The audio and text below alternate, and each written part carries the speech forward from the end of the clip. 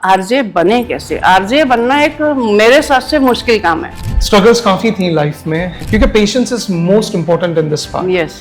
But क्या होता है, एक जब रेडियो जॉकी आप बनते हो ना, तो आपको हर चीज का नॉलेज होना बहुत जरूरी है। आपको सीखना बहुत जरूरी है। आपको बोलना वैसा आना चाहिए।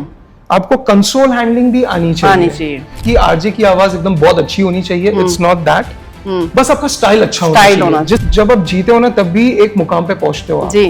क्या होता है कि स्क्रिप्ट्स में कभी कुछ नेगेटिव लिखा होता है तो वो आपको पॉजिटिव वे बनाकर बोलना। वो आपको याद नहीं रहता कि आपने खाना खाया कि नहीं खाया। हाँ, में जो सक्सेस होता है उस आपके लिए सक्सेस का मतलब क्या है? सक्सेस मेरे लिए स्ट्रगल है, क्योंकि जब तक आप स्ट्रगल ना करो ना तब तक वो स्टेज पे आप पहुंच ही नहीं पाओगे। नमस्कार जी, आदाब, सलाम, सत श्री अकाल। पहचान पॉडकास्ट जो कि मैं अपने पहचान प्लेटफॉर्म पे, पहचान मंच पे सबको मिलाती हूँ, उनकी पहचान कराती हूँ। लेकिन आज हमारे साथ में वो हस्ती हैं जिनको पहचान की कोई ज़रूरत नहीं है।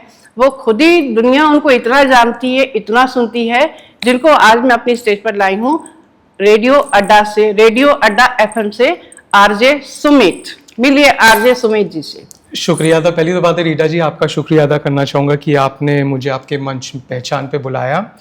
इसी के साथ एक चीज ये कहना चाहूंगा कि अक्सर हम वहां रहते हैं एंकर और आरजे, जब भी जाते हैं हम सेलिब्रिटीज गेस्ट का इंटरव्यू लेते हैं। आज उनके जगह पे बैठ के मुझे बड़ा अच्छा लग रहा है, जो कि आपने ये हमें मंच दिया कि एज अ गेस्ट बुला। मैं बहुत खुश हूँ कि जब आपने मुझे बोला कि मुझे आपकी पहचान में आना है। हाँ जी। तो मैं आपको बता नहीं सकती कि मुझे कितनी खुशी हुई, क्योंकि अगर हम अपने किसी प्रोग्राम को शुरू करते हैं तो हम ये जरूर चाहते हैं ऐसी हस्तियां हमारी स्टेज पर आए, हमारे साथ बैठ के बात करें कि जिनके आने से हम प्राउड फील करें। तो आज मैं चाहती हूँ आरजे सुमित जी से बातें करेंगे, उनकी जर्नी के बारे में सुनेंगे, ताकि आप सब दर्शक जो देखते हैं मुझे, आप सबको इनके बारे में पता लगे।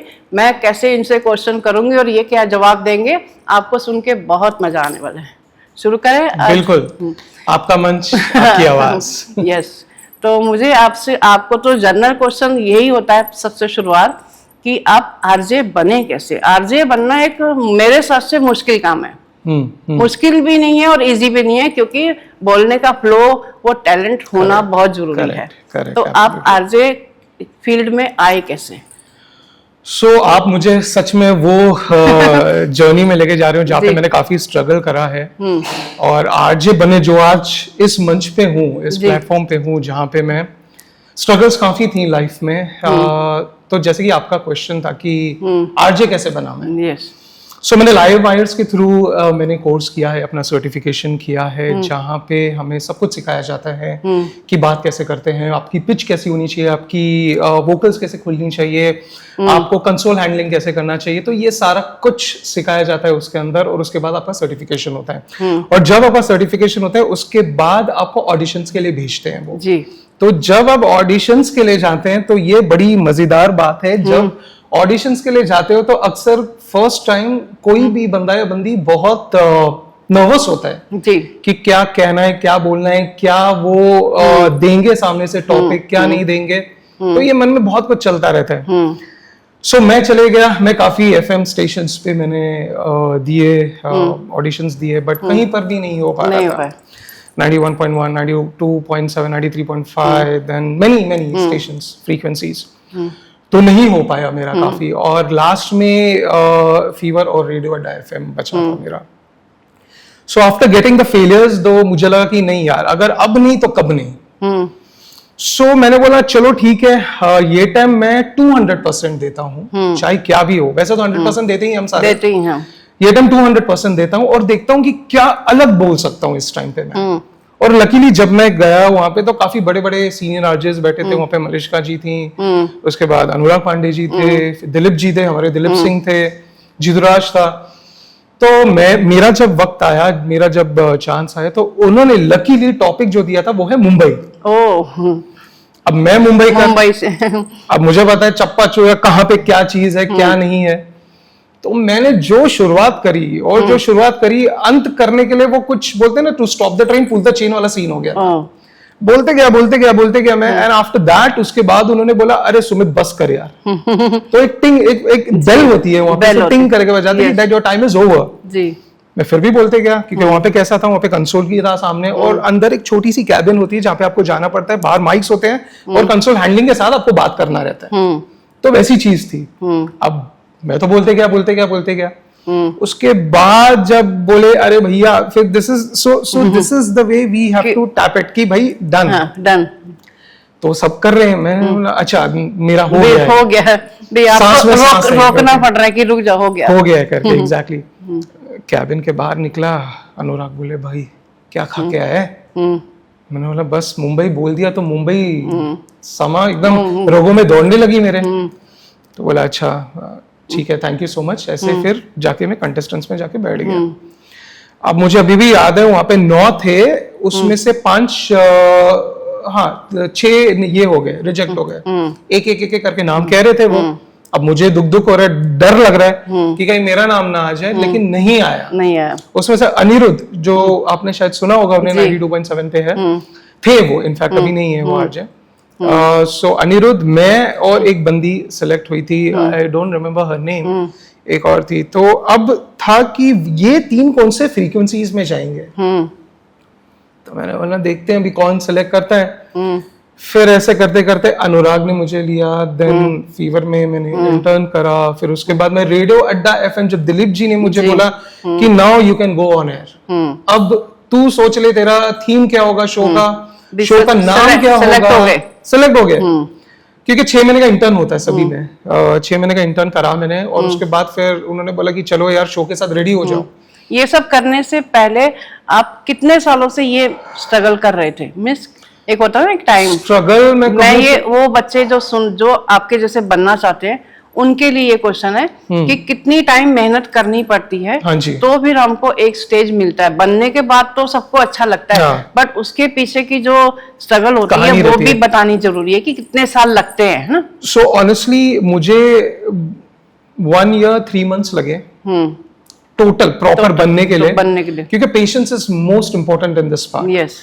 क्योंकि लोगों को क्या लगता है अगर बोल सकते हैं तो भाई हम कहां पे भी जाके बोल सकते हैं। ये चीज अच्छी बात है, in fact I should say this.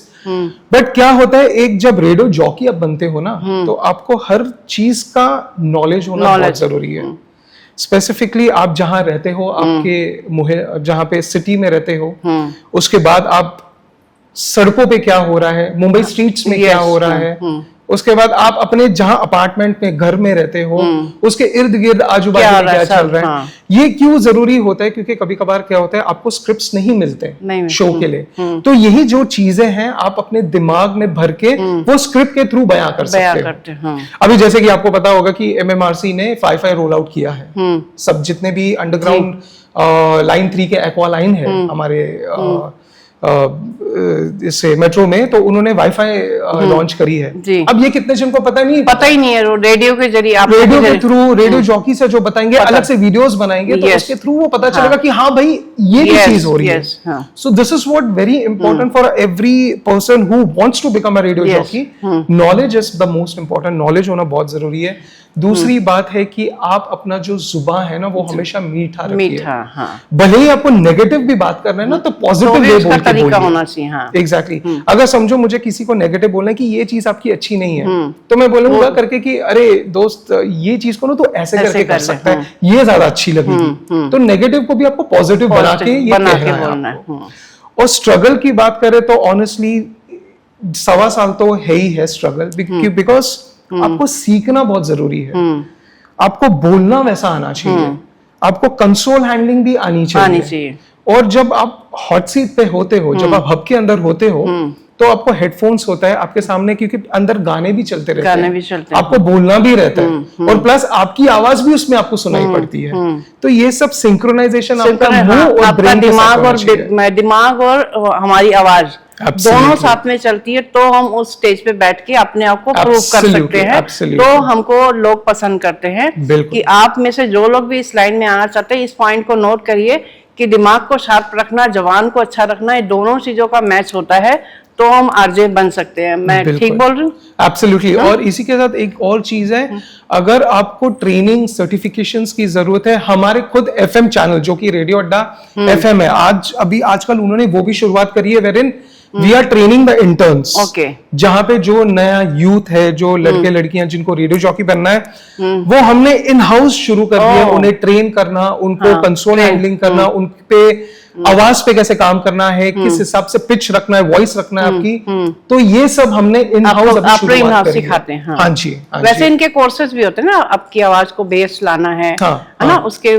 सीखते भी है ना। बिल्कुल बिल्कुल करने के लिए। सो बेस का क्या है, ऑटोमेटिकली सिंपल बोलते आ जाती है ना प्रैक्टिस। मेरे हिसाब से इट्स अ मिथ कि आरजे की आवाज एकदम बहुत अच्छी होनी चाहिए। It's not that.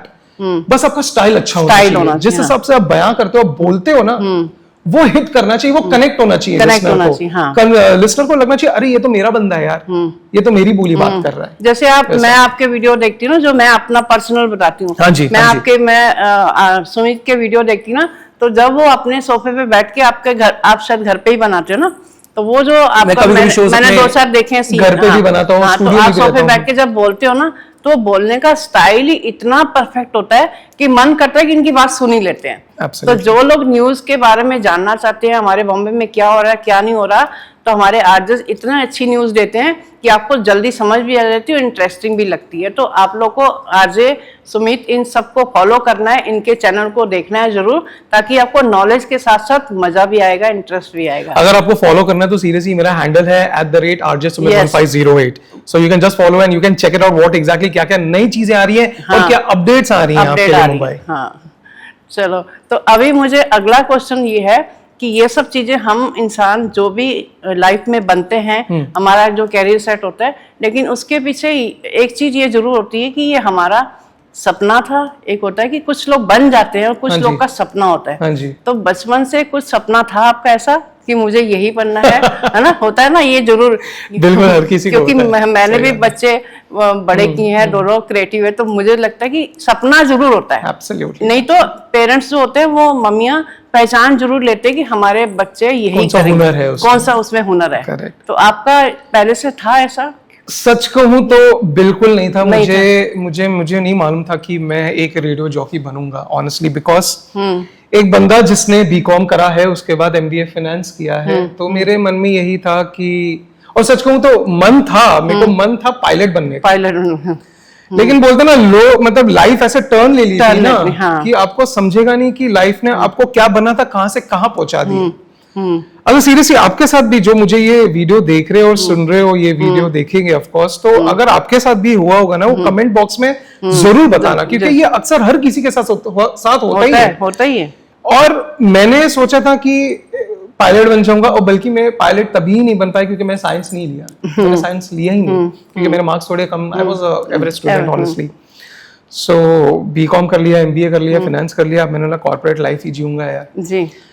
तो उन दिनों में काफी बीपीओज आने लगे, तो मैं एक बीपीओ में लग गया था, और उसके बाद कॉल्स वॉल्स लेने थे, इनबाउंड था, कॉल्स लेते थे। तो मेरी जो आवाज है, मेरे जो टीम लीडर्स थे, मेरे मैनेजर्स थे, वो था क्या बढ़िया बात करता है बंदा है, तो why don't you go into voicing thing यार। तो उन्होंने, वहां से शुरुआत हुई है।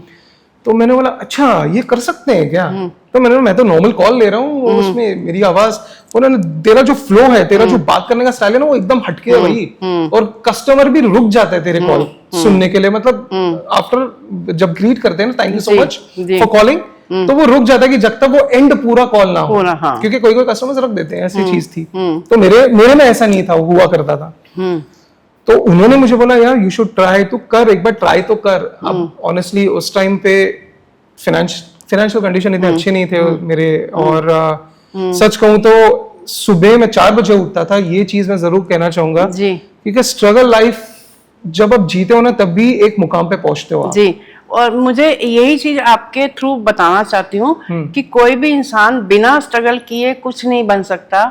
उसको पैसों की भी तकलीफ आती है, लोगों की सपोर्ट की भी तकलीफ आती है। जैसे कि हम कुछ नया बनना चाहते हैं, कुछ अलग करना चाहते हैं, तो हमारे रिलेटिव, हमारे दोस्त वो बनने देना नहीं चाहते मीन्स कि वो कुछ ना कुछ हमको एक तरह की बातों से टॉर्चर करते हैं, जिससे कि हमारा दिल दिमाग थोड़ा सा डर जाता है। तो हमको डरना नहीं है, जो आपके सपने आपको पूरे करने हैं। तो यही चीज हम सुमित जी से सुन रहे हैं और आप सबको सुना रही हूँ मैं ये चीजें कि आपको जो सपना आपका है उसको आपको पूरा करना है। स्ट्रगल तो आएंगी ही आएंगी। देखिए स्ट्रगल तो मैंने अभी ऑनेस्टली अभी मैंने इसी पे एंड किया। मैं जैसे कि कहा आपको, मैं 4 बजे सुबह उठता था। तो 4 बजे सुबह उठ के मैं क्या करता था, मैं आपको पता है दूध की थैलियां आती थी, हाँ। तो घरों में जाता था मैं देने के लिए। yes. क्योंकि मेरे जो डैड थे वो he was working in a private company, तो इतनी तभी नहीं थी सैलरी, और मॉम वाज अ हाउसवाइफ, और मुझे अपने खर्चे भी निकालने थे। तो अब उतने में तो नहीं हो पाएगा, नहीं हो पाया, हाँ। तो मैंने बोला चलो ये चीज कर लेता हूँ। सुबह उठता था 4 बजे, थैलियां देता था घरों में, तो तभी मिल जाता था कुछ 500 रुपए मिल जाते थे मुझे महीने के, 500-600 कुछ। फिर आस्ते आस्ते उन्होंने वो बंद कर दिया अपना बिजनेस, तब और दिमाग चलने लगा क्या करे। अब आदत भी पड़ चुकी थी सुबह उठने की 4 बजे की, अपने आप आँख खुल जाता था। फिर मैंने चलो गाड़ियां धोता हूँ। गाड़ियां को भी, एक गाड़ी का कुछ तभी 300-400 रुपए मिलते थे, तो अगर 10 गाड़ी भी हो गए तो 3-4 हजार आ जाएंगे पॉकेट में। वो दिमाग में चलने लगा, वो करा मैंने 1 महीना। फिर उसके बाद फिर बीपीओ में लगा मैं, क्योंकि क्या होता है ना, पढ़ाई के साथ साथ थोड़ा अपने लिए भी जरूरी है जिंदगी करना। ऐसे करते करते मैंने थोड़ी सेविंग्स करे, क्योंकि मुझे बैक ऑफ द माइंड पता नहीं क्यों बचपन से ही था कि मेरे को मीडिया लाइन में जाना है। भले ही मेरे को पायलट बनना था, बट बोलते ना बैक ऑफ द माइंड ये थी चीज। मैंने बोला पता नहीं, देखा जाएगा जो होगा।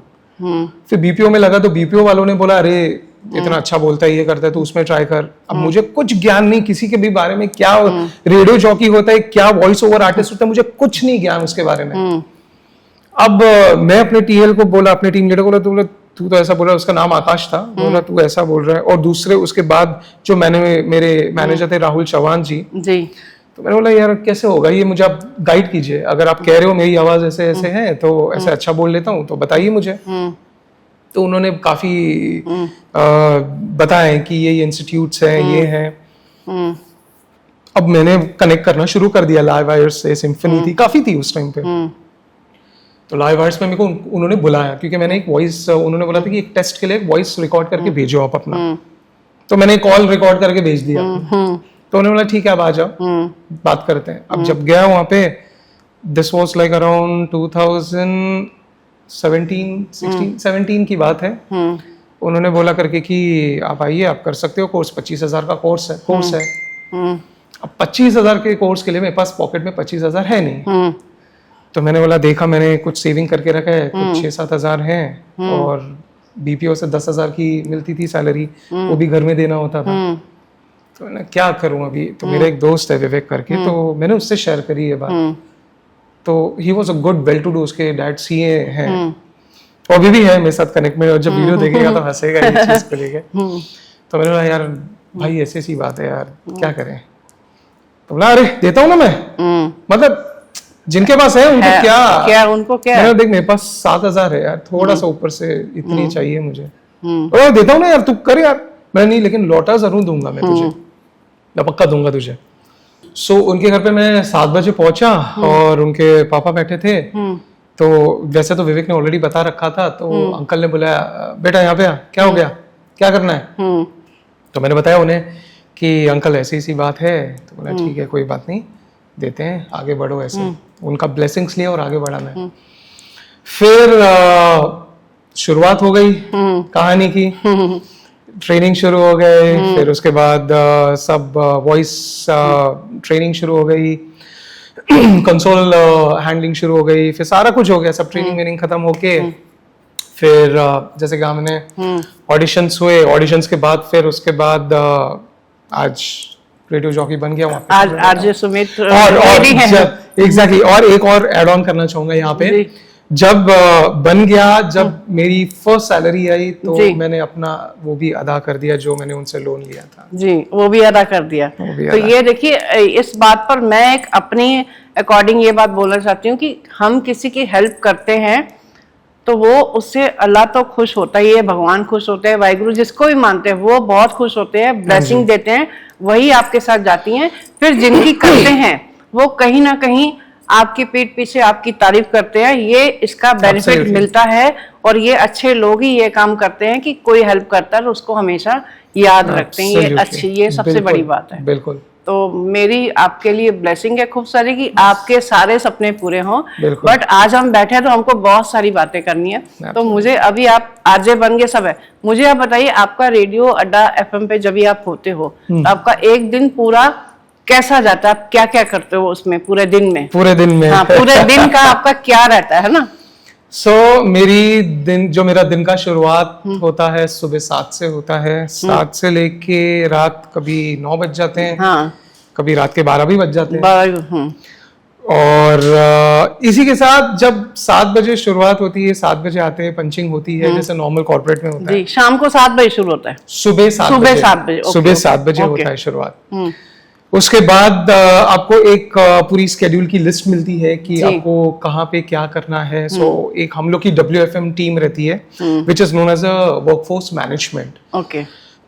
तो वो टीम है आपकी पूरी स्केड्यूलिंग्स बनाती है कि आपको कहाँ पे कवरेज के लिए जाना है, किसके साथ कहाँ पे कभी पॉडकास्ट है, और उसके बाद आपका लाइव शो है। शो पे भी आपको 2 घंटा देना है जी। शो के बाद आपको कुछ वीडियोस जो आते हैं नए नए वो बनाने हैं अपडेट्स के साथ। तो ये सारा पूरा एक लिस्ट पूरे दिन में रहता है। इसी के साथ एक और भी चीज होती है, जब शो पे पहले जाते हो आप स्क्रिप्ट्स पढ़ लेते हो। हाँ। क्योंकि कभी कभी क्या होता है कि स्क्रिप्ट्स में कभी कुछ नेगेटिव लिखा होता है तो वो आपको पॉजिटिव वे बनाकर बोलना है, वो आपकी ड्यूटी ऑन एयर। सो वो थरली आपको देखना है क्योंकि आपका थीम किस हिसाब से है आपके शो का। क्या आप वो ड्राइव शो कर रहे हो, मॉर्निंग शो कर रहे हो, मिड शो कर रहे हो, मिड नून शो कर रहे हो, वो डिपेंड करता है। तो मैं तो ड्राइव शो करता हूँ, दैट इज फ्रॉम 6 to 8। आप लोगों को जैसे पता है अनोखी बातें सुमित के साथ, और अनोखी बातें ही होती रहती है उस पे। सो ये पूरा स्केड्यूलिंग बन के पूरा दिन की शुरुआत होती है। और इसी के साथ जब आपको सडनली कुछ एक्स्ट्रा बीच में आ जाता है, हाँ, अचानक कुछ नया आ गया, अचानक आ गया कि नहीं भाई यहाँ पे पहले जाना जरूरी है, ये प्रायोरिटी केस पे उठाना है। अभी जैसे कि मुंबई डेवलपमेंट इंटीग्रेशंस हो रहे हैं, तो मुंबई डेवलपमेंट के बारे में हमें कुछ अपडेट्स मैं अभी बयान नहीं कर पाऊंगा, that is something secretive at the moment for the Mumbai developments. तो वो बयां करनी पड़ती है, अपडेट्स देनी पड़ती हैं। तो ये सब चीजें दिमाग में रखते हुए, क्योंकि आपको पीछे भी आके काम करनी है, हाँ। जो लिस्ट में है, तो वो भी करके then you come back to the studio. So this is how your complete day goes on. So कभी कभी ऐसा भी होता है कि आपको याद नहीं रहता कि आपने खाना खाया कि नहीं खाया। हाँ, मैं इसीलिए पूछ रही थी कि इतने बिजी शेड्यूल में मुझे ऐसे लग रहा कि एंजॉय वाला, मजे वाला काम है, बट उसमें मेहनत भी बहुत है। मजेदार बहुत है ना, लेकिन पूरा दिल दिमाग बॉडी पूरी काम पे लगानी पड़ती है, फोकस पूरा ना, फोकस रहना। अगर आपका मतलब बोलते हैं ना नजर हटी दुर्घटना घटी वाला सीन हो जाएगा। अगर क्योंकि आपको पता है कि ये डॉट पे ये टाइम पे यहाँ से ये इधर चीज होनी चाहिए, तो वही चीज होनी चाहिए। तो वैसे तो रात को पूरा लेट हमेशा होता है? नहीं, कभी कभी 5 बजे फ्री हो जाता हूँ, कभी कभी रात के 1 बज जाते हैं, कभी कभी 7 बजे फ्री हो जाता हूँ, कभी 9 बजे। तो जाने का, निकलने का समय फिक्स्ड है, घर से आने का फिक्स्ड ऐसा है। और तो और ये भी एक एड ऑन करना चाहूंगा, अभी जैसे कि आपका आज पॉडकास्ट था, तो जब आपने मुझे अप्रोच किया तो मैंने आपको बोला कि मेरे को पहले मेरा स्केड्यूल देखने, तो मेरा कैलेंडर आपने डेट दी 24। एग्जैक्टली। तो यही चीज होती है कि जहां जहां पे हमें जैसे मैनेजमेंट होती है, मैनेज होती है चीजें, हम करते जाते हैं। तो ये है, जैसे कि मैं कह रहा था, खाना याद नहीं रहता कि लंच करा नहीं करा, लेकिन इसके साथ हाथों हाथ हमें अपने हेल्थ का भी ध्यान रखना पड़ता है, लुक्स का भी ध्यान रखना पड़ता है। क्योंकि क्या होता है, हम सेलेब्स के पास जाते हैं, गेस्ट के पास जाते हैं, तो ऐसे नहीं दिखने चाहिए कि भैया खाता है नहीं खाता यार, एनर्जी पूरी होनी चाहिए, एनर्जी भी होनी चाहिए, उस हिसाब से आपका पर्सनालिटी भी मैच होनी चाहिए। वो सब भी ध्यान रखते हुए तो पूरा दिन ऐसी चीजें होती हैं। तो आप खाना कभी घर का भी लाते होंगे या? मैं मोस्टली मैं घर का ही प्रेफर करता हूँ खाना, क्योंकि क्या होता है घर पे मेरे हिसाब से खाना बनता है जी, क्योंकि कभी कभी बाहर ज्यादा ऑयली हो जाता है, कभी कुछ मसाले, I can't take that because मेरा स्टमक ऑनेस्टली बहुत, क्योंकि आप घर का खाना खाते हैं वो मुझे आपके चेहरे से पता लग गया है। क्योंकि आपका जो चेहरे की रौनक है ना, वो घर के हम खाने खाएंगे तो आपका चेहरा एकदम फ्रेश लगता है, जो कि आज सुमित हमको एकदम फ्रेश दिखते हैं। तो आप सबको ये ध्यान रखना है कि अगर आपके चेहरे का ग्लो चाहते हैं, आप पॉजिटिव दिखना चाहते हो, तो ज्यादा से ज्यादा घर का खाना खाना है। जैसे कि हमारे आरजे सुमित कह रहे हैं, और हम सबको उनका कहना भी मानना, और मैं भी आप सबको ये बोलना चाहती हूँ कि हमेशा घर का खाना कोशिश कीजिए, लगे तो बाहर भी खाना है बट घर का खाना ही खाना है। चलिए आरजे आगे बताइए। इसके साथ एक और एड ऑन करना चाहूंगा यहाँ पे, घर का खाना तो खाओ ही खाओ, बट उसके साथ आप वर्कआउट भी करो, भले ही हल्का फुल्का कीजिए। वही मैं बिकॉज क्या होता है, आप जब तक वर्कआउट नहीं करोगे ना, तो वो मूवमेंट जो बॉडी की है ना, वो स्टक हो जाती है। सो हल्का फुल्का ही ट्रेडमिल पे थोड़ा वॉक कर लो या भाग लो, या हल्का फुल्का, भले लोग कहेंगे आपको कि अरे यार बंदा इतना है 2.5 kg का ही डंबल उठा रहा है, हंसना है हंसने दो लोगों को, लेकिन करो आप वर्कआउट, जितना हो सके हल्का फुल्का ही करो, because that makes you fit. जब तक, और खाना तो खाते ही हो आप घर का, तो ये ज्यादा इम्पोर्टेंट है। हाँ, मैं बहुत सारे वीडियो ऐसे गुरुओं के सुनती हूँ जो कि सेहत के ऊपर बताते हैं। वो सिंपल तरीके बताते हैं कि आपको बैठे नहीं रहना, आपको फोन पे भी बात करनी है तो घूम के कीजिए, बिल्कुल खड़े रहिए। पानी भी पीना तो उठ के पानी खुद पीजिए, बर्तन खुद रखिए। उठने से भी, चलने फिरने से, जैसे हमारी एज के लोग हैं, इतना भी घर में उठते बैठते रहते हैं तो भी बॉडी मूवमेंट होती रहती है। बिल्कुल बिल्कुल। तो सुमित अभी अगला क्वेश्चन पूछो। अरे प्लीज, आपको मजा आ रहा है? मेरा मंच है, बट आप एंजॉय कर रहे हैं? बहुत एंजॉय कर रहा हूँ, ट्रस्ट मी, बहुत एंजॉय कर रहा हूँ मैं। तो अभी मुझे आप ये बताइए कि आपका कभी ना कभी ऐसे फनी मोमेंट, जब भी आप रेडियो पे बोलते हैं, है ना, होते होंगे, तो कुछ ऐसी चीज शेयर कर दीजिए जो कि हमारे जो दर्शक सुनने वाले हैं उनको भी मजा आ जाए, मेरे पहचान पॉडकास्ट के जरिए, कि आरजे सुमित ने कोई अच्छी बात हंसी वाली हमको सुना दी है ना, फनी मोमेंट। जो भी फनी मोमेंट्स तो रोज होते हैं हमारे साथ एक्चुअली। अगर आप देखोगे क्या हुआ, अभी शायद 2 दिन पहले की बात बता रहा हूँ ये, मैं ऑन एयर था, मैं बात कर रहा था, लेकिन मुझे पता ही नहीं था कि वो माइक अभी तक ऑन ही नहीं है। ओके। और ऑन एयर जा चुका था, मैंने इक्वलाइजर भी ऑन कर दिया था, और पीछे से क्या ना एड्स बजते रहते हैं, तो वो एड्स को नीचे करके हमें ऑन एयर का इक्वलाइजर अप करना रहता है। तो मैंने अप कर दिया, और वहां पे चल ही नहीं रहा हूं, मैं बातें किए जा रहा हूँ, लेकिन मुझे मेरी आवाज सुनाई नहीं आ रही थी। अब ये हो गई तकनीकी इशू। अब मुझे लगा यार इतनी अच्छी अच्छी बातें कर रहा हूँ, लोगों तक पहुंच रही है, लेकिन लोगों तक पहुंच ही नहीं रही थी क्योंकि मेरा माइक ही नहीं चल रहा था उस टाइम पे। तो ये फनी मोमेंट एक चीज है। और दूसरी फनी मोमेंट्स क्या होती हैं चीजें, जब स्पेसिफिकली ना, जब गर्लफ्रेंड बॉयफ्रेंड झगड़ते हैं और वो मुझे कॉल करते हैं। अब अनोखी बातें हैं, अब सॉल्यूशंस के साथ आते हैं हम। तो एक लड़की ने मुझे कॉल कर लिया। अब लड़की कह रही है मुझे, मैं नाम नहीं लेना चाहूंगा, तो कि मेरा झगड़ा हो गया मेरे बॉयफ्रेंड से क्योंकि वो मेरा पेन नहीं दे रहा है वापस। अब पेन को लेके इतना बड़ा मसला हो गया। तो मैंने बोला अच्छा पेन नहीं दे रहा है आपको? मैंने बोला क्यों, ऐसा क्यों है? बोलते क्योंकि मेरे एक्स ने दिया था मेरे पेन। अच्छा, उसने ले लिया। मैंने बोला भैया तेरे एक्स ने दिया था वो पेन, और तू अभी जो वो अभी चालू है जिसके साथ तूने उसको पेन दिया, तो क्या प्रॉब्लम हुआ है? बोलते नहीं मेरा वो एक निशानी है। तो मैंने बोला अच्छा ठीक है। तो मैंने बोला पेन मांग लूं, कनेक्ट कर लूं उनसे, अभी हाथों हाथ बात कर ले? बोलती हाँ अभी कर लो, लगा लो फोन, बोला नंबर दो।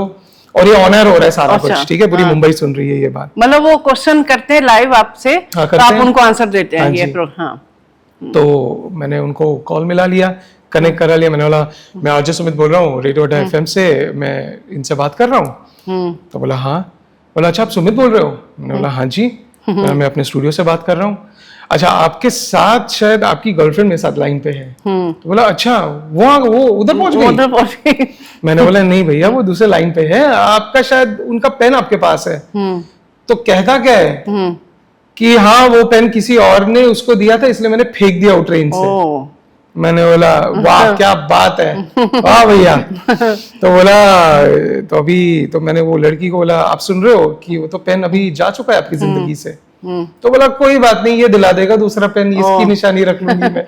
तो मतलब ऐसे छोटे छोटे क्वेश्चन के भी आपको आंसर एकदम पॉजिटिव वे से देने पड़ते हैं ना। अब कभी कभी क्या होता है, इसका माहौल बन जाता है, माहौल बन जाता है। और लिसनर्स इसके लिए भी कॉल करते हैं कि किसी को कुछ डेडिकेशन नहीं करना है, गाना भी नहीं किसी को डेडिकेट करना है, बस उनकी आवाज रेडियो पे आनी चाहिए। हाँ अब एक बार ऐसे कॉलर ने कॉल कर लिया, मैंने ओपन किया कॉल, मैंने हाँ सर कैसे हो सर, मैंने बोला हाँ जी मैं बढ़िया हूँ, आप बताओ कैसे हो, बोला मैं बढ़िया हूँ सर, मैं सुनाई आ रहा हूँ, मैंने पूरी मुंबई आपको सुन रही है।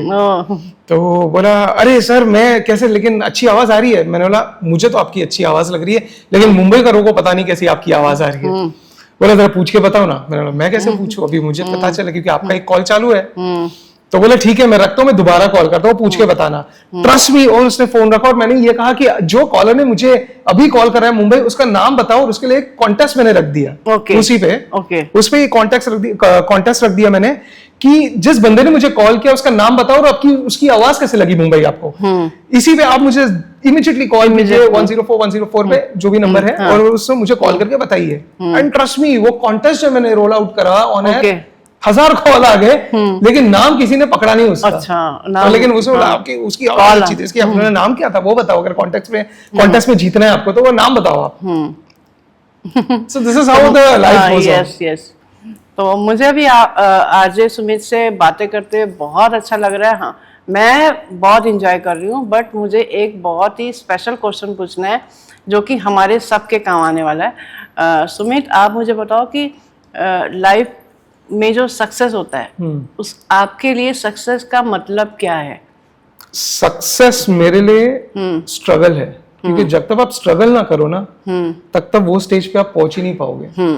क्योंकि स्ट्रगल करते आप जब कोशिश करोगे ना जो चीज को पाना है, वहां तक पहुंचना है, वही स्टेज शुरू हो जाता है आपके सक्सेस का। अब जैसे कि मैंने स्ट्रगल्स देखे, वही शुरुआत थी मेरी सक्सेस के लिए। वहां से SUCCESS, सो ऐसी चीज है सक्सेस। और सक्सेस एक ऐसा वर्ड है ना कि लोगों को हर चीज में चाहिए। चाहे मैं रील बनाऊं, हर चीज, चाहे मैं ऑफिस में दफ्तर में काम कर रहा हूं, उसमें मुझे सक्सेस चाहिए। लेकिन जब तक आप मेहनत ही नहीं करोगे तो कहां से मिलेगा यार। मेहनत करो तो मिलेगा ना, कर्म करो तो फल मिलेगा।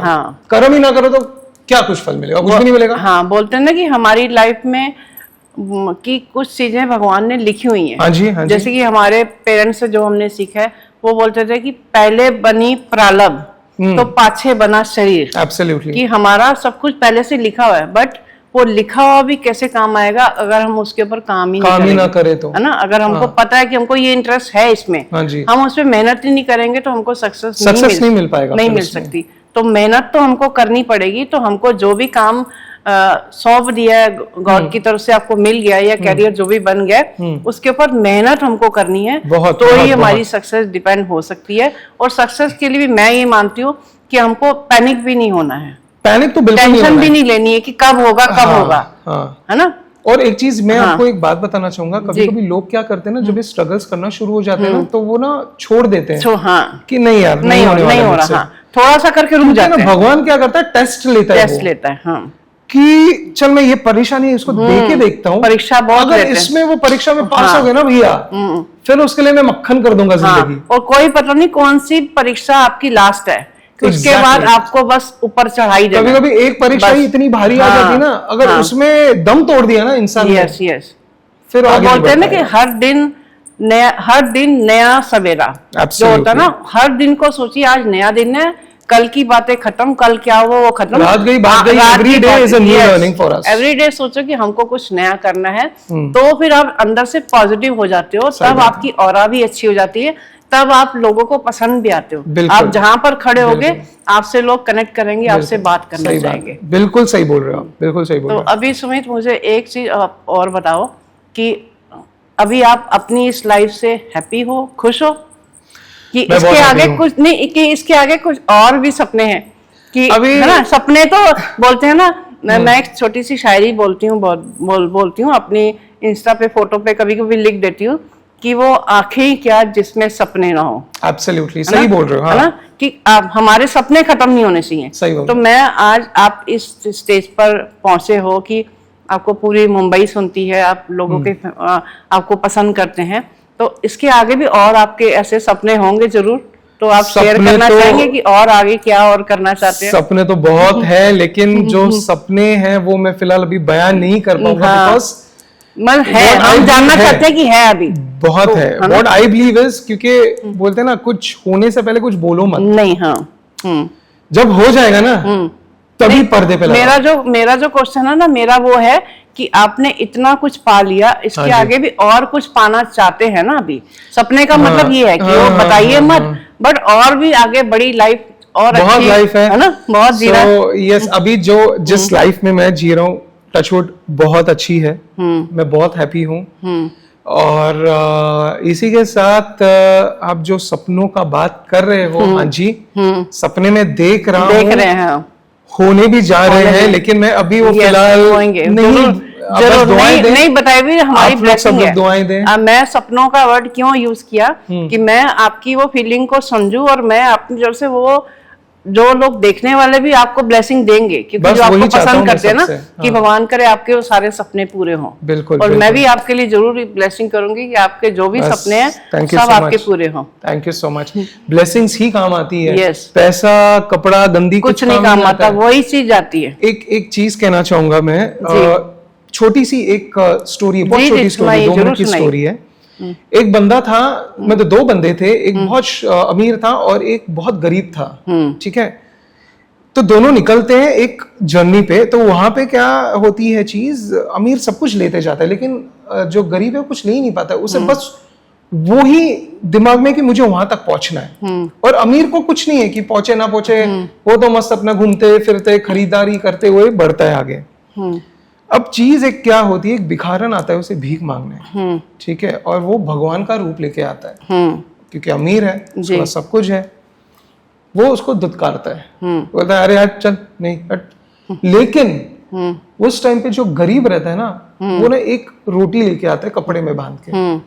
सो वो गरीब के पास एक रोटी रहती है, वो कपड़े में बांध के, और जब वो गरीब दूसरे गरीब को देखता है यार वो मांग रहा है और उसे वो दुत्कार रहा है, तो वो क्या करता है, आधी रोटी उसको दे देता है और वो उसे दुआ देता है कि तेरा जिंदगी में बहुत अच्छा होगा। लेकिन वो गरीब उसको दुआ नहीं देता है, कुछ बोलता नहीं अमीर को, वो चुपचाप निकल जाता है। जैसे जैसे रास्ता बढ़ता है आगे, वो अमीर अपना पैसा पानी की तरह उड़ाते जाता है सब खरीदारी में, और ये बंदा क्या करता है, सबकी दुआएं लेते लेते जाता है। हाँ। जब वो मुकाम पे पहुंचते हैं ना, जब वो मुकाम पे पहुंचते हैं, तो वहां पे एक भगवान जो गरीब बन के आया था, वो भगवान वहां पे रहते हैं। तो भगवान उनको बोलते हैं कि पूछता है कि सफर कैसा रहा आपका। पहले गरीब को पूछता है, गरीब बोलता है सफर बहुत अच्छा रहा मेरा, मैं तो चलता रहा। कुछ लिया तूने? वो गरीब को तो याद ही नहीं कि उसने क्या अच्छे कर्म किए। बोला नहीं मैंने तो कुछ नहीं लिया। बोला कुछ खाया तूने? बोला हाँ रोटी खाई थी, आधी रोटी। किसी को दी तूने रोटी? भगवान पूछता है। बोलता हाँ, उसको याद वो भी नहीं रहता है। बोला हाँ शायद मैंने किसी गरीब को दिया था। तो बोला अच्छा। फिर अमीर के पास आता है, तूने क्या किया? तेरा सफर कैसा रहा? बढ़िया रहा, मस्त था। मैंने देखो फिर चीजें दिखाता है अपना, ये देखो मैंने ये लिया, मैंने ये लिया, मैंने वो लिया, ये लिया। अच्छा तूने किसको कुछ खाने को दिया बीच रास्ते, जो तूने अपने लिए इतनी खरीदारी, सेल्फिशनेस जो था तेरे में, वो किया तूने? तो बोला नहीं मैंने तो किसको नहीं किया। तो जब वो दुआएं देता है ना भगवान, तो उसने सिर्फ एक हाथ उठाया जो गरीब के तरफ था, और दूसरा हाथ उठाया नहीं, क्योंकि वो अमीर है, उसको अपना घमंड था। उसका घमंड सब कुछ टूट जाता है। जब घर को लौटते हैं रात को, वो गरीब देखते हैं कि उसके घर पे एक महल खड़ा है, और जिस अमीर घर पे जा रहा है वो देखते हैं वहां पे एक झोपड़ी बनी पड़ी। सो ये चीज ये कहलाता है कि आप अपने आप में कभी घमंड नहीं, कभी मैं चीज, यू नो, सेल्फिशनेस, वो कभी मत रखना। नहीं होनी जितना हो सके, अगर आपके पास पैसा भी है ना, हेल्प करो किसी। हाँ, कभी भी मना बोलते हैं कि मैं मानती हूँ ना कि अगर आपसे कोई इंसान हेल्प मांगता है ना, हाँ जी, कोई 2 पैसे मांगता है, कोई 2000 मांगता है, कोई 1000 मांगता है, जितनी आपकी ताकत है उनको दीजिए जरूर। अगर आपकी हैसियत भी है ना देने की, गाड़ी जैसे गाड़ी के आगे लोग मांगते हैं, तो हमको ये नहीं समझना हमसे क्यों मांग रहे हैं। हमको जो भी हम दे सकते हैं उनको देना जरूर है। बोलते हैं जो हम देते हैं ना, वही हमारे साथ अगला जन्म बोलिए या भगवान के पास बोलिए, आंसरेबल वही है कि हम क्या लेके आए हैं। दुआएं वो देना, बात है। बाकी तो सब कुछ यहीं पर रह जाता है। बिल्कुल। एक चीज इस पे ये एड ऑन एक चीज आपको बोलना चाहूंगा, जो सिग्नल की आपने बात करी है, सिग्नल पे मैं पर्सनल बता रहा हूँ आपको। आपने अक्सर देखा होगा जो औरतें हैं बच्चा लेके भीख मांगते हैं, उनके बच्चे हमेशा सोए हुए रहते हैं, उनको कभी मत देना। मैं खुद बोल रहा हूँ, उनको कभी मत देना, क्योंकि उनके पास प्रॉपर हाथ पैर है, साड़ियां पहन के एक से घूम रही हैं, बच्चे को बांध के पता नहीं क्या पिला के उनको सुला देती हैं, उनको मत देना। बल्कि जो किन्नर लोग हैं वहां पे, क्योंकि उनको ना जॉब है ना उनको कोई कुछ काम देगा, आई डोंट नो, देते हैं आजकल, देते हैं आजकल तो डेवलपमेंट्स हो रही हैं, बट स्टिल जो मांग रहे हैं फिलहाल के लिए अभी, उनको दिया करो। जैसे मैं नॉर्मली गाड़ी में पानी रखती हूँ जरूर, हाँ जी, क्योंकि कोई भी अगर नॉक नॉक करता है मांगता, तो गर्मी में खड़े हैं पानी पी के, तो उनके चेहरे पे स्माइल आती ही है, बहुत अच्छी बात। उनको खुशी मिलती है कि पानी मैं जरूर रखती हूँ, बिस्किट रखती हूँ कि उठा के मैं पानी और बिस्किट दे उनको दे देती हूँ कि आप खा लो। तो ये छोटे छोटे कार्मिक अकाउंट है ना, वो हमको ऐड ऑन करते प्लस करते रहना, क्योंकि आपको पता नहीं रहता कि आप कौन सा अच्छा कर्म कर लो और उसका कभी आपको। और एक चीज है, आप जब भी कर्म करते हो ना, फल का इंतजार मत करो, अरे मैंने ये कर्म किया, इसका कब मिलेगा कब मिलेगा, भूल जाओ। जब बुरा वक्त आएगा ना, वही कर्म, नेकी कर दरिया में डाल, वो बात है कि हमको वो काम ऐसे करने की जो को हमारे लिए दुआएं बन के हमारे लिए काम है, तो हमारे कष्ट भी कम होते हैं। एब्सोल्युटली, ऐसा जो हम पुराने लोग ये बोलते हैं कि हमारे कष्ट कम होते हैं अगर हम कर्म अच्छे करते हैं। कर्मों का फल जो होता है वो यही होता है कि हमको हेल्पिंग बनना ही है दूसरों की किसी वजह से। तो आपके साथ बहुत बहुत मजा आ रहा है बातें करने को। मुझे अभी आप ये बताइए कि आप हमारे दर्शकों को, लेडीज हो या हमारी जो आज की जनरेशन है, उनको क्या एक मैसेज थॉटफुल क्या देना चाहते हैं अपना, जो कि उनको आपकी तरफ से मिलना चाहिए? हाँ जी, है ना। पहली तो बात है, मैं इस यूथ के बारे में बात करना चाहूंगा। मैं इसको बाइफिकेट करना चाहूंगा लड़कियों में और लड़कों में। तो मैंने अक्सर ये देखा है जो इंस्टाग्राम है जी, तो आजकल इंस्टाग्राम में क्या हो रहा है, रीलें ऐसे बन रही है। स्पेसिफिकली मैं अभी जैसे पहले लेडीज के बारे में बात करना चाहूंगा, लड़कियों के लिए स्पेसिफिकली, कि जब तक वो रिवील नहीं करते हैं खुद को, तो उनको लगता है उनको लाइक्स कमेंट्स नहीं आएंगे।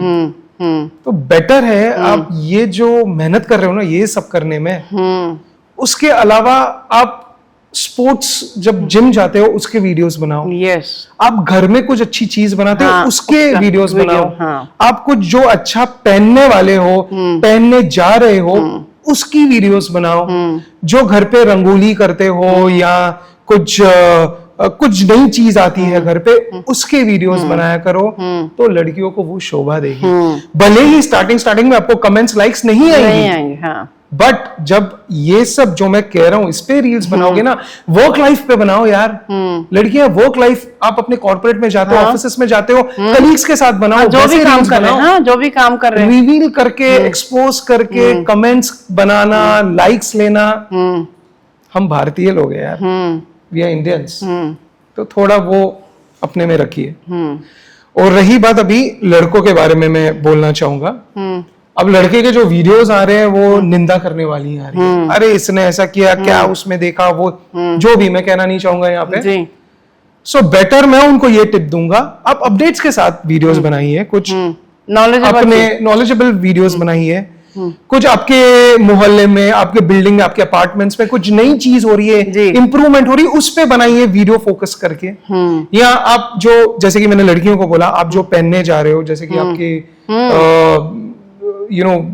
जो अच्छे कपड़े डालते हो, फ्रीक आउट कपड़े, ट्रेंडी कपड़े डालते हो, उसके ऊपर से वीडियोस बनाओ। वर्कआउट जिम में जाते हो, उस पे वीडियोस बनाओ। लाइक्स आएंगे, क्यों नहीं आएंगे? वैसा करिए, रादर देन निंदा करना, किसी के खिलाफ बात करना, किसी को भला बुरा बोलना।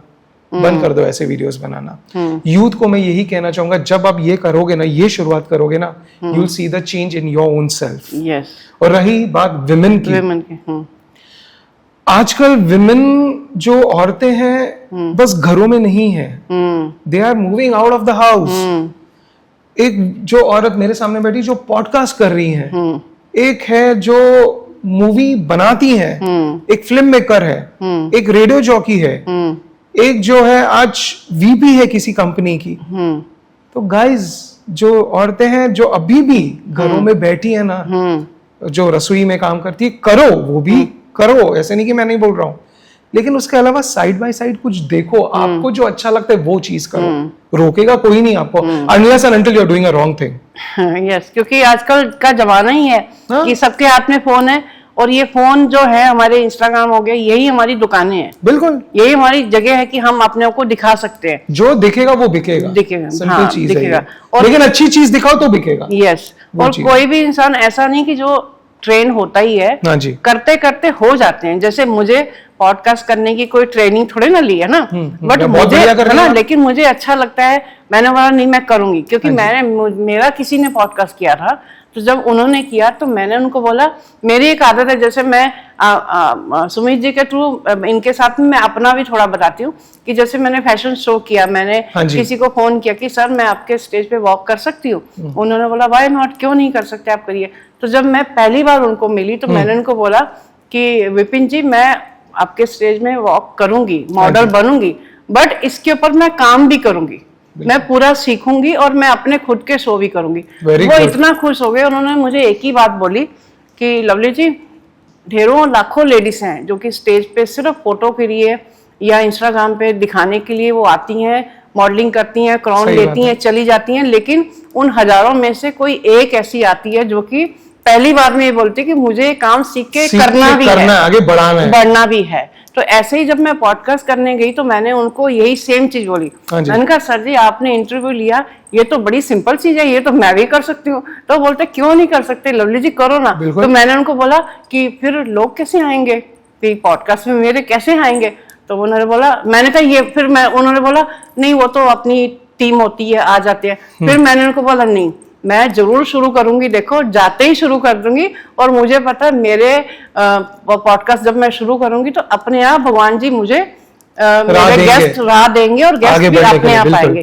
तो बस कोशिश करनी है, आपको हिम्मत रखनी है, कुछ ना कुछ नया जरूर करना है, रास्ता आपको जरूर मिलेगा। ये हमारा मैसेज है सुमित जी का और मेरा, कि आप अपनी हिम्मत पकड़ के कुछ ना कुछ करते रहिए, अपने आप को बिजी रखिए। मैं अपनी एज में यही चीज बोलती हूँ सबको कि ये जो मैं काम कर रही हूँ ना, अपने को खुश रखना और बिजी रखना, सही बात, बाकी और कोई टेंशन नहीं मैं लेती। बोलती आज मैं थक के आ गई, मैंने काम किया, बस हो गया। सही बात है, तो कुछ ना कुछ करना चाहिए, ऐसा मैं मानती हूँ। बिल्कुल, बहुत अच्छी बात है, क्योंकि ना क्या होता है, हमेशा माइंड को ना चलाना चाहिए। अगर माइंड को आप बंद करके रख दोगे ना, वो डल हो जाता है, बोर हो जाती लाइफ। बिल्कुल। तो अब आप और मुझे ये एक बात और बताइए कि आप बेसिकली हो बॉम्बे से? मैं मुंबई से ही हूँ, बिल्कुल, मतलब सालों से मुंबई से। और आपकी कास्ट क्या है? मैं हूँ बंगाली हैं? हाँ जी, मैं बिल्कुल दिखता नहीं हूँ, बात करने में भी नहीं लगता हूँ, लेकिन मैं हूँ बंगाली। और मेरे जो डैड थे अभी वो नहीं रहे इस दुनिया में, so he is properly from Kolkata, from Howrah. Okay. So हर साल हम जाते हैं, सो हाँ जी, दुर्गा पूजा में हम जाते हैं। सो मुझे अभी भी याद है जब मैं वहाँ पे जाता हूँ तो लोग वहाँ के ऐसे नहीं कहते अरे रेडियो जॉकी आरजे आए, अरे मुंबई से आया बंदा, मुंबई से आया। हाँ, मुंबई क्रेज बोलते हैं, मुंबई की एक शान अलग है बोलने में ना। एक वो सुनने में सबको अच्छा लगता है कि जैसे हम भी लखनऊ, मैं लखनऊ से हूँ, तो हम भी जाते, जब मेरी मैरिज होके हम जाते थे तो बोलते थे वो फलाने की लड़की आई है, मुंबई से आई है। तो वो बोलना ही सुनने में भी अच्छा लगता है। फिर हमारे बच्चे जाते तो बोलते थे ए मुंडा ते बॉम्बे दा भी, एक वो फील आ जाता, थोड़ा सा स्पेशल थोड़ा लगता है। तो बंगालियों का खाना बहुत अच्छा होता है। मैंने फर्स्ट टाइम बंगाली होटल में अभी खाना खाया पिछले महीने। अच्छा। हाँ, वो बॉम्बे में है ना, बॉन्ग ऐसा कुछ नाम है, मुझे याद नहीं है, बट प्रॉपर बंगाली खाना, बिल्कुल घर के जैसा। तो मैंने उस होटल में मैंने बोला था कि अब जब भी मुझे बंगाली खाने का मन करेगा वहीं पर जाएंगे, क्योंकि बंगाली खाना भी बहुत अच्छा था। उनके आलू फ्राई और वो सब चीजें, आलू भाजा बोलते हैं, आलू भाजा, हाँ, बहुत टेस्टी था। तो बंगाली खाना अच्छा होता है। नहीं, सही बात है। उनके स्वीट्स, मिठाइयाँ भी अच्छी होती हैं। एंड हाँ, बस तो लोग मुझे काफी कहते हैं करके, यार तू बिल्कुल नहीं लगता है बंगाली, ना ही तेरे बोलने में लगता है, ना ही रहन सहन में। बोलते पंजाबी लगता है, कोई बोलते गुजराती लगता है। तो और आपके जो बड़े लोग हैं, जैसे घर के नानी दादी, जो गांव के जो लोग हैं, वो सब भी बहुत खुश होते होंगे कि हमारा बच्चा रेडियो पे बोलता है, हाँ, है ना, हाँ, है ना, हाँ जी, है ना, कि सारी दुनिया इनकी आवाज सुनती है ना। मुझे अभी भी याद है जब मेरा शो चालू मतलब शुरू हो जाता है तो ट्यूनिंग करते हैं तो मतलब मेरी जो मौसी है, शी इज वेरी ओल्ड, अच्छा ये सुमित सोनू मतलब सोनू बोलते हैं वो मुझे प्यार से, सोनू बोल रही है, सोनू बोल रहे हैं, तो मम्मी बोलती है हाँ सोनू बोल रही है। तो एक अच्छी फीलिंग आती है जब हमारे ओन खुद के फैमिली मेंबर्स जब हमें सुनते हैं तो बस दुआएं भी देते रहते हैं। तो उन्हीं की वजह से, एंसेस्टर्स की वजह से जो हमारे पूर्वज हैं, बहुत बहुत ब्लेसिंग्स काम आती हैं। तो मुझे अभी आप ये सिखाइए, आप रेडियो पे कैसे बोलते हैं, और वही ये बहुत अच्छा बोली है आप। हाँ नहीं, मुझे वही चीज सेम आपके जैसी बोलनी है। क्योंकि ना हम जहां जाते हैं ना, हम जहां जाते हैं, जो चाहे वो शो हो, चाहे वो गेस्ट के घर पे चले जाए या कोई फ्रेंड्स फैमिली मेंबर्स में मिल जाए, यार तुम रेडियो शो की बोल के बताओ यार कैसे बोलते हो यार, बोल के बताओ, क्योंकि वही तो गुण है स्पेशल। मैंने बोला जैसे बोलते हैं वैसे ही तो बात करते हैं यार ऑन एयर। चलो ठीक है, आप जैसे शुरू करते हैं आप शुरू कीजिए, चलो मैं उसको ही सेम कॉपी करने की कोशिश करूंगी। हमारा एक ये फनी मोमेंट गलत बोल दूंगी लेकिन ट्राई जरूर करूंगी। बिल्कुल, चलिए शुरू कीजिए। नमस्कार मुंबई में आज सुमित रेडियो एफएम से, और आप सुन रहे हो आपकी अपनी पहली बातें, जो कि सुबह की बातें हैं, अनोखी बातें सुमित के साथ। फिलहाल मेरे साथ जुड़ी आज Rita ji. Oh thank you. तो इतना अच्छा तो नहीं बोल पाऊंगी लेकिन ट्राई करती हूँ। रेडियो एफएम ना, हाँ। मैं गलत ना बोल, रेडियो अड्डा। लेकिन मुझे पहचान बोलने की आदत है। आप पहचान ही बोलिए ना। हाँ। आप अपना शो का नाम लीजिए। अपने शो का नाम लेती हूँ। मैं हूँ रीटा भल्ला, पहचान पॉडकास्ट से। आज मैं हूँ अपना शो करने वाली हूँ सुमित रेडियो अड्डा एफएम से जो आए हैं हमारे गेस्ट, उनके साथ बातें करेंगे, एंजॉय करेंगे। बिल्कुल, और इसके साथ जुड़े रहें आप इस वीडियो के साथ, क्योंकि ऐसे और भी गुफ्तगू आएंगे।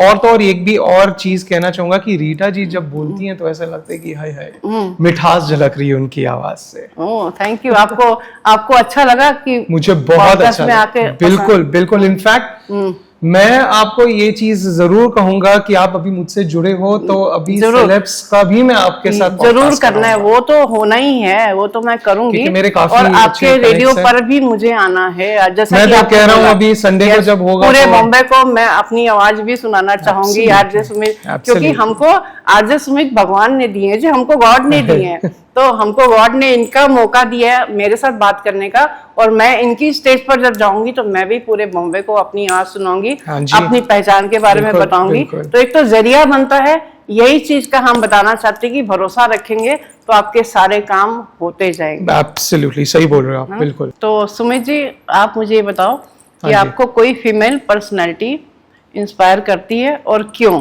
हाँ जी, मुझे प्रीति जिंटा बड़ी अच्छी लगती है, क्योंकि वो एक, मैं क्यों इंस्पायर होता हूँ उनसे, because she is always Babli and उसमें इतनी एनर्जी है ना, क्योंकि मैं उनसे मिल चुका हूँ, मैं उनसे बात कर चुका हूँ। वो हमेशा एनर्जेटिक रहती हैं और हमेशा मस्ती में रहती हैं। बचपना है उनके, बचपना है। उनको मैंने कभी देखा नहीं ऐसे बैठ के थकान से बैठी हुई है। मैंने आज तक नहीं देखा है वो। उनके रील्स भी मैं उनको फॉलो करता हूँ, मैं देखता हूँ हमेशा, और मैं हूबहू उनसे मिला भी हूँ। तो हमेशा मस्ती में रहती है, एनर्जेटिक रहती है। कुछ ना कुछ अगर आप ऐसे बैठे भी हो ना, अगर आप कुछ बोल रहे हो ना, उसका वो मजाक बना के आपको हंसा देंगी।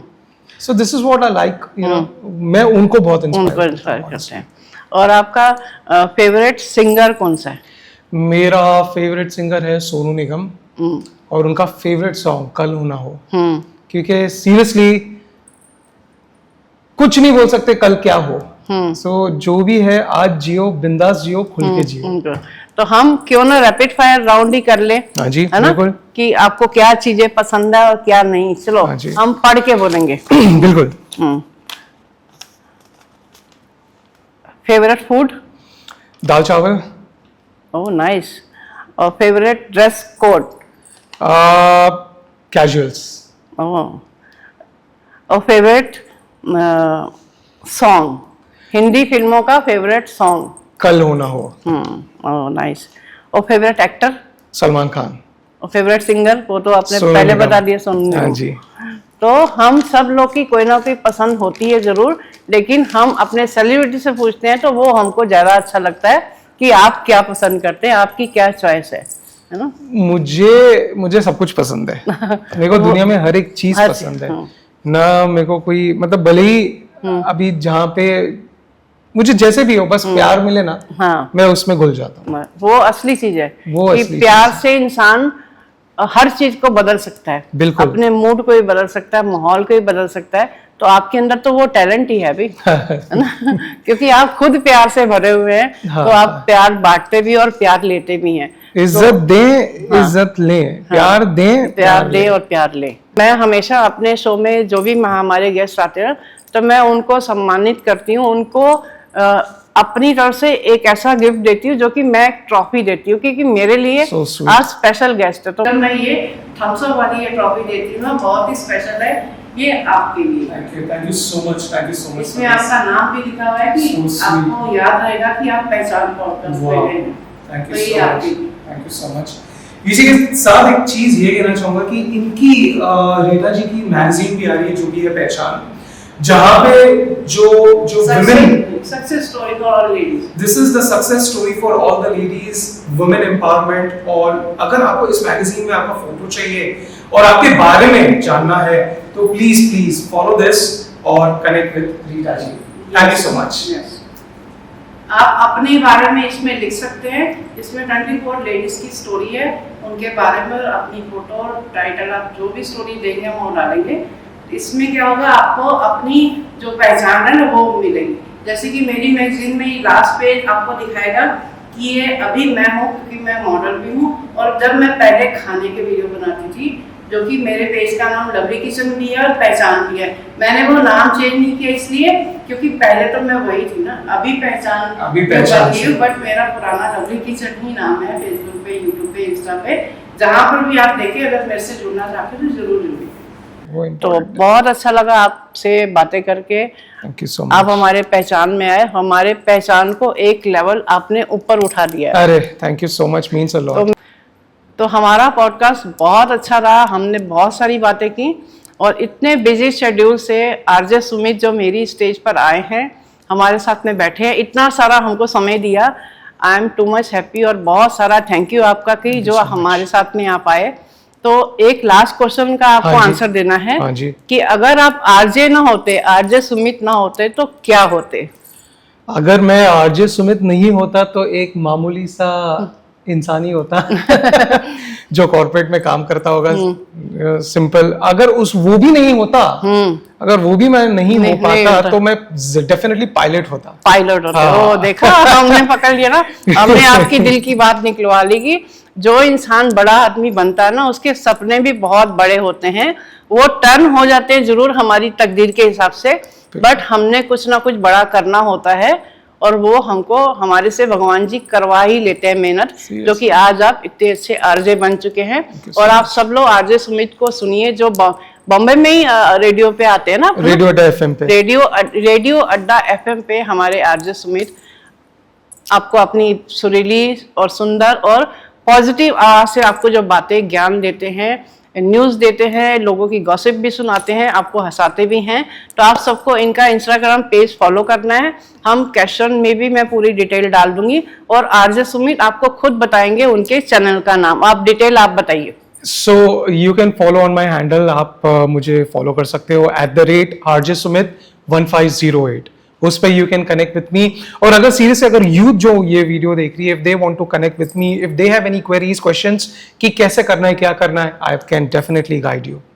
तो आरजे सुमित जी बहुत बहुत शुक्रिया, बहुत बहुत थैंक यू जो कि आपने समय निकाला और मेरी इस मेरे स्टूडियो को, मेरी इस दोनों चेयर को, आप बैठे और मैं बैठी और एक स्पेशल माहौल बन गया, इसका बहुत बहुत शुक्रिया। Thank you very much. इसी के साथ जो ये वीडियो देख रहे हैं, मैं ये चीज उनसे जरूर रिक्वेस्ट और दरखास्त करूंगा कि अगर आपको भी हमारे पॉडकास्ट पे आना है या जो भी सेलिब्रिटी है, गेस्ट है जो आना चाहते हैं, नीचे दिए हुए कैप्शन में connect with us, connect with Rita ji, and you can definitely be a guest of our podcast. Thank you so much, you take care और अपना ध्यान रखिए। Bye bye. Thank you.